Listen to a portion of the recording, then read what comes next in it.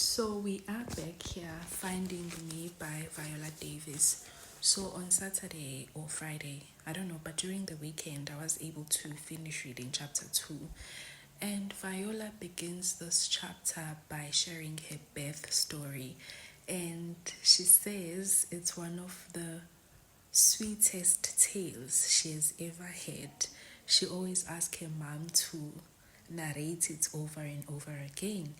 And at first, she was expecting it to have a sad ending because of everything that has been happening in her world, and that has led to her mind being accustomed to sad endings, to tragic and all. But she says it was a shocker to her that the story does not have a sad ending. So she then shares about her relationship with her parents and the relationship that her parents had. So they used to live in a plantation. Her dad used to work there, and she once went to work with her dad, where she saw how of a small boy he was to his masters. And that was not a pleasant experience for her.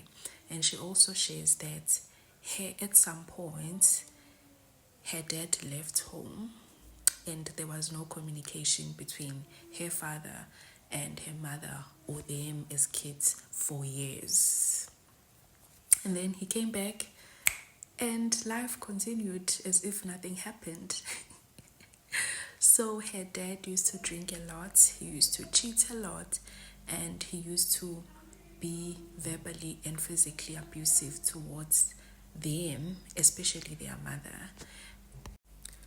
Viola expresses how much she wishes her mother had rejected everything that her family had instilled in her about marriage, never giving up on a man, and putting up with abuse. That's very sad coming from a child. It is very sad. So she also shares that her dad was an angry man, not only because of the oppression and the unfairness that he had to tolerate on a daily, but also because he used to be abused by his stepmother to a point where he ran away from home at the age of 15. So that means his dad does not know love. His dad was never protected by his father, hence the abuse and him running away from home.